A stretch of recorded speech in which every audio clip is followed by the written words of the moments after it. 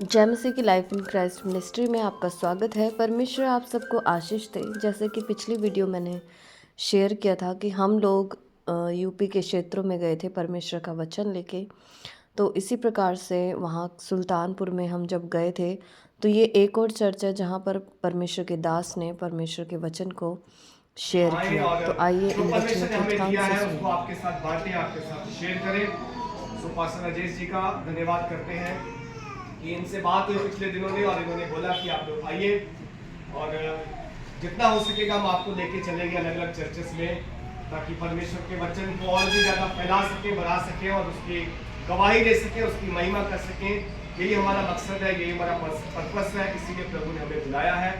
सो एक बार फिर से पास्टर करण का भी धन्यवाद करते हैं जिन्होंने अपने घर को खोला, चर्च को खोला, आप सबको इनवाइट किया, आप सबको बुलाया। मुझे पता है आप लोग कल भी आए होंगे, आज आपको स्पेशल बुलाया होगा, लेकिन विश्वास करते हैं कि परमेश्वर हम सबको आशीष देगा। हालेलुया, आमीन। सो परमेश्वर का धन्यवाद हो एक बार फिर से। हालेलुया। सो परमेश्वर का धन्यवाद हो। उस ट्रेन में इतनी सारी भीड़ थी, इतना ट्रैफिक था उसमें, क्योंकि वो ट्रेन जो रद्द होगी उसकी भी सवारियां और इसकी भी सवारियां दोनों एक ही ट्रेन में थी। इतनी ज्यादा उसमें जो है भीड़ थी कि रिजर्वेशन वाला जो है जनरल से भी ज्यादा अधिक भरा हुआ है। सारे लोग उसी में बिना टिकट के, चालू वाले में सब से। लेकिन उस ट्रेन में भी परमेश्वर हमें जो संभाल के लेके आया। परमेश्वर के नाम की महिमा। हालेलुया। सो एक बार फिर से मैं आपका आभारी हूँ। परमेश्वर आप सबको बहुत आशीष दे। ज्यादा समय नहीं लेंगे, आगे वचन की ओर बढ़ेंगे और दुआ करेंगे कि खुदा आज अपने वचन के द्वारा हमसे एक बार फिर से बातचीत करें। हालेलुया। लेकिन वचन में जाने से पहले आइए हम सब लोग अपनी आंखों को बंद करें, हम दुआ करें। तेरा धन्यवाद करते हैं खुदावन, तेरा धन्यवाद करते हैं खुदावन, तेरा धन्यवाद करते हैं। Hallelujah, hallelujah, hallelujah. सारी महिमा खुदा आपको देते हैं। धन्यवाद, प्रार्थना सुनेंगे यीशु मसीह के सामर्थ्य नाम में। आमीन। किसी को एक, किसी को दो, किसी को पांच। हम अपने अपने तोड़े को जब इस्तेमाल करते हैं एक भंडारी के रूप में, हमारा स्वामी जो है वो परमेश्वर है और उस भंडारीपन का लेखा जो है वो परमेश्वर हमसे लेगा। लेगा कि नहीं लेगा? जीवन किसका है? किसका है? परमेश्वर का है। जीवन से हम जो कुछ भी करते हैं उन सब का लेखा परमेश्वर एक दिन हमसे लेगा। हालेलुया। इसके बारे में बोलती चतुर भंडारी बनो, ताकि जिस दिन स्वामी हिसाब मांगे तो हमारे पास कुछ हो उसको देने के लिए। और अगर हमने उसको कह दिया कि मेरे पास कुछ नहीं है, जो तूने दिया था वो तो मैंने गवा दिया, सारा दबा के रख दिया, कारोबार नहीं किया, इस्तेमाल नहीं किया, तो बाइबल में लिखा बोलेगा इसके हाथ को बांध के इसको अंधकार में डाल दो जहां रोना दांतों से पीसता है। हालेलुया। क्यों?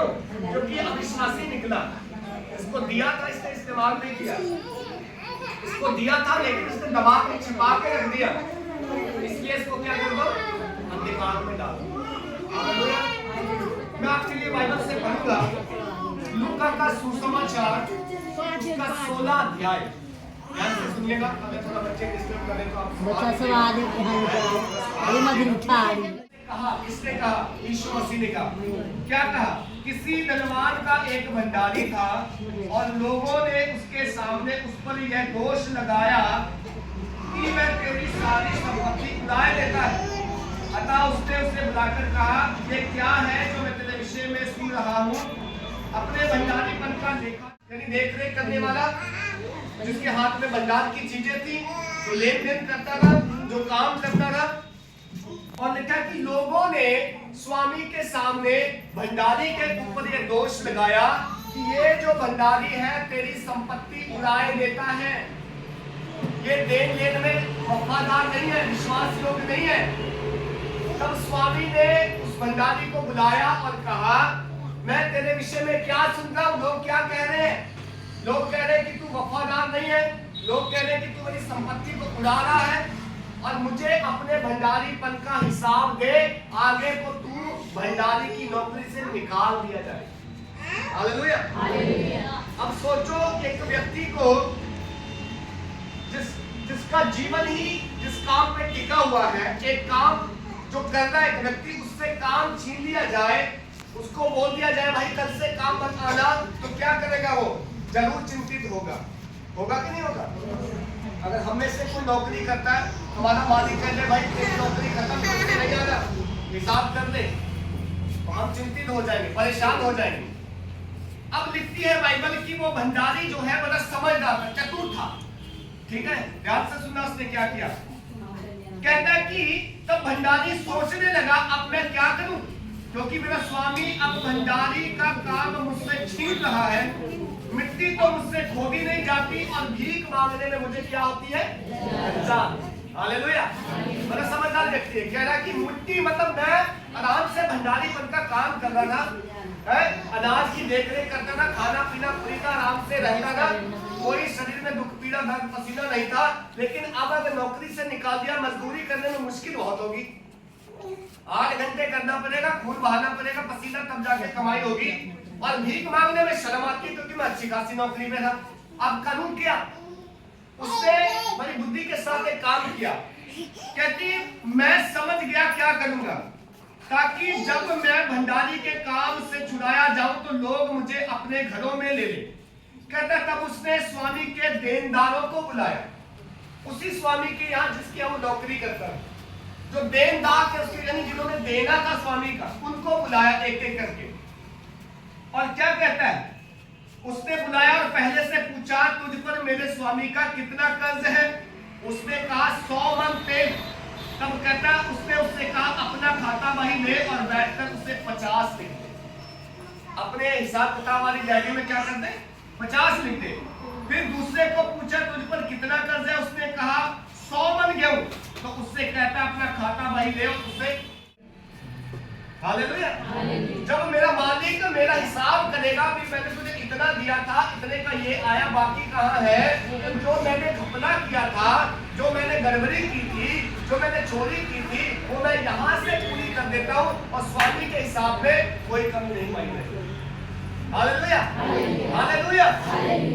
बाइबल कहती है स्वामी ने उस अधर्मी भंडारी को सराहा कि उसने चतुराई से काम किया है, क्योंकि इस संसार के लोग अपने समय के लोगों से, रीति व्यवहारों में ज्योति के लोगों से अधिक चतुर है।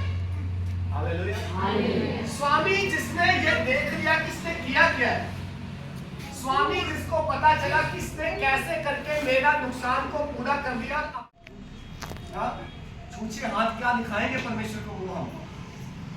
अगर आपने कुछ और नहीं तो कम से कम एक आत्मा बचाओ, आप जाके लोगों को सुसमाचार सुनाओ, प्रचार करो। ये अंतिम दिन है, बाइबल कहती समय थोड़ा है, लोग अंधकार में मर रहे, लोग नरक में जा रहे, लोग तड़पने बीमारियों में, निराशा में, गरीबी में, कमजोरी में। जाओ उन्हें आग से खींच कर निकालो। कौन मेरे लिए जाएगा? बाइबल कहती मैंने तुम्हें इसलिए चुना है कि जाओ और प्रचार करो, जाओ और लोगों को वचन दो, जाओ सुसमाचार सुनाओ।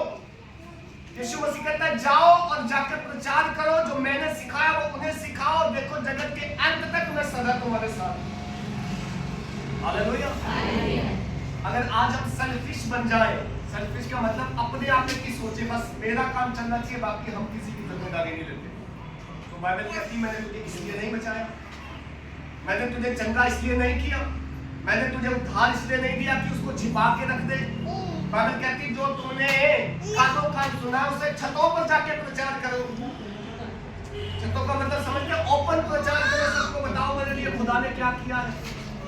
जब यीशु मसीह चमत्कार करता था, किसी को चंगा करता था बीमारी से, दुष्ट आत्मा से, रोगों से, तो कई बार यीशु मसीह ने कहता था किसी से मत बताना, जो तेरे लिए किया बस ठीक है। लेकिन वो लोग चुप नहीं बैठे, तुम जाके प्रचार कर। वो गांव में जाके बताते थे खुदा ने मेरे लिए क्या किया है। कईयों को यीशु मसीह ने कहा जाओ जाके नगर में बता खुदा ने तेरे लिए क्या किया है। आज प्रभु ने जो हमें टैलेंट दिया है, तोड़ा दिया है, जो गुण दिया है, जो बंजारीपन का काम दिया है, याद रखना खुदा हिसाब मांगेगा। संसार के लोग लेन देन में देखो कितने चतुर है। जैसे आपने एक उदाहरण भी दिया है कि एक बंदे ने चोरी की, एक बंदे ने जो है गड़बड़ की, घोटाला किया, और कैसे घोटाले को जो है भरपूर कर दिया, हिसाब एकदम चिट्टा कर दिया बराबर, कोई गलती नहीं। वो लोग इतने तेज है, लेकिन हम खुदा के लोग, बाइबल की ज्योति के लोगों से हम। आज दिक्कत पता क्या है? आज चर्चस में, कलीसिया में दिक्कत यह है कि लोग परमेश्वर का वचन जो है मानते नहीं है, जानते हैं कई बार पर मानते नहीं है। बाइबल क्या कहती है? जानने से कोई फर्क नहीं पड़ता, मानने वाला धन्य है। धन्य वो जो मानता है, धन्य वो जो मेरी व्यवस्था पर चलता है, धन्य वो जो मेरे वचन को फॉलो करता है।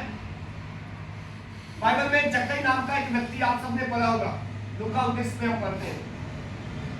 बाइबल बोलती है यीशु मसीह जा रहे थे रास्ते से और जक्कई नाम का व्यक्ति यीशु मसीह को देखना चाहता था। उसके अंदर एक इच्छा थी, मैं यीशु को देखना चाहता हूँ, है कौन?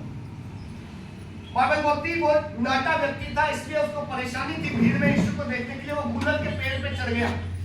हाँ?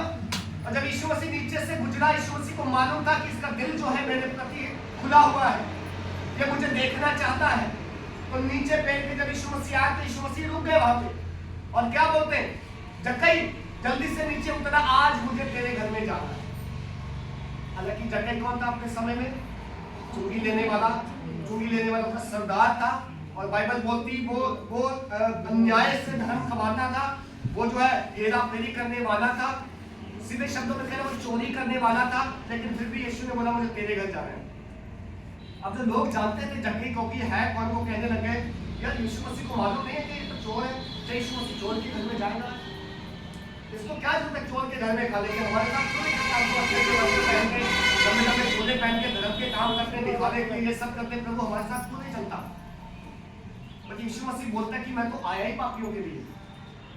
हालेलुया। मैं किसके लिए आया हूँ? मैं पापियों के लिए आया हूँ। मुझे धर्मियों को बचाने की जरूरत नहीं है। जो बचा हुआ है उसको बचाने की जरूरत नहीं है। जो फंसा हुआ है, जो मर रहा है, मुझे उसे बचाने की जरूरत है। जक्कई जो है वो पाप में फंसा हुआ था। जब यीशु मसीह उसके घर गए तो बाइबल बोलती बिना यीशु मसीह के कुछ कहे, क्योंकि बाइबल में ऐसा कुछ नहीं लिखा, बिना यीशु मसीह के प्रचार किए जक्कई आके बोलता प्रभु मैंने जितना अन्याय से कमाया है वो मैं आधा जो है कंगालों को दे देता हूँ, और जितना मैंने हेरा फेरी की है उसका 4 गुना वापस लौटा। सही है? ऐसे लिखा है। अब 4 गुना वापस क्यों लौटा रहा है? क्योंकि पुराने नियम को यदि आप पढ़ो तो परमेश्वर यहोवा ने कहा था यदि तू अन्याय से किसी का पैसा खराब करे या अन्याय से कमाए तो उसका 1 गुना नहीं, 2 गुना नहीं, 3 गुना नहीं, पूरा 4 गुना वापस ले। हालेलुया। किसी का अन्याय से अगर तूने पैसा कमा लिया हो तो उसको जब वापस करे 4 गुना करना। जक्कई कहता प्रभु मैं 4 गुना वापस करूंगा। यदि उसने वचन को मान लिया, वचन को पूरा कर दिया, वचन को तोड़ा नहीं। जक्कई चाहता तो यीशु से ये कहता प्रभु मैंने गलती से ले लिया किसी से, चलो मैं उसका वापस कर देता हूँ, जितना लिया उतना नहीं। वचन कहता 4 गुना करना, तो 4 ही गुना किया उसने। तब यीशु क्या बोलता है उसको? जक्कई आज तेरे घर में क्या हुआ है? उद्धार आया। आज तेरे घर में उद्धार इसलिए आया तूने वचन को पूरा किया। आज तेरे घर में उद्धार इसलिए आया क्योंकि तूने जो व्यवस्था में लिखा था उसे पूरा कर दिया। तूने न केवल मुझे अपने घर में खाने के लिए बुलाया, परंतु अपना पाप छोड़ दिया, अपनी बुराई छोड़ दी, अपना गुनाह मान लिया और व्यवस्था के अनुसार 4 गुना वापस करने को तैयार हो गया। तो मैं भी तुझे कहता हूं तू अब्राहम की संतान है। तू आज से मेरा मित्र बन गया, तू आज से विश्वास योग्य बन गया। आज तेरे घर में उद्धार आया। जैसा तू कह रहा वैसा कर और आज के बाद बात होगा। आज के बाद दोबारा मत करना है काम। मैं सोचता हूं जक्कई ने उस दिन के बाद हेरा फेरी नहीं की होगी। हालेलुया। आज हमने से कितने लोग प्रभु को जानते हुए, मानते हुए भी, विश्वासी कहलाते हुए भी, अगर हमारा जीवन ऐसा है जक्कई के तरह गड़बड़ी वाला, हाँ संडे के दिन हम प्रभु के हैं, मंडे टू सैटरडे किसी और के, संडे प्रभु को याद करते, बाकी मंडे हम अपने जीवन को अपनी मर्जी से जीते हैं। तो प्रभु कहता है उद्धार नहीं हुआ अभी तुम्हारा, अभी तुम्हें उद्धार पाने की जरूरत है, अभी तुम्हें वचन की जरूरत है, अभी विश्वास।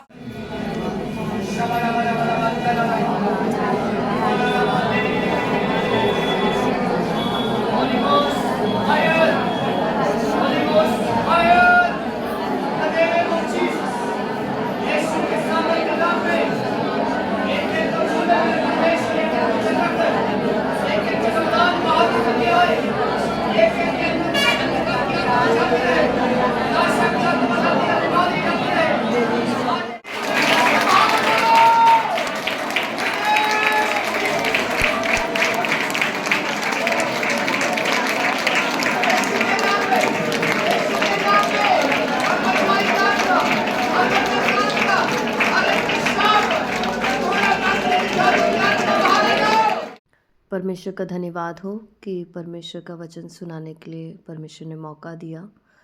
और इसी तरह से और भी आप वीडियो को देखें, शेयर करें, लाइक करें और परमेश्वर के वचन को दूसरों तक ज़रूर पहुंचाएं, क्योंकि दिन निकट है, परमेश्वर का राज्य निकट है। ज़्यादा से ज़्यादा आत्माओं को जीते। परमेश्वर आपको आशीष दे। जय मसीह की।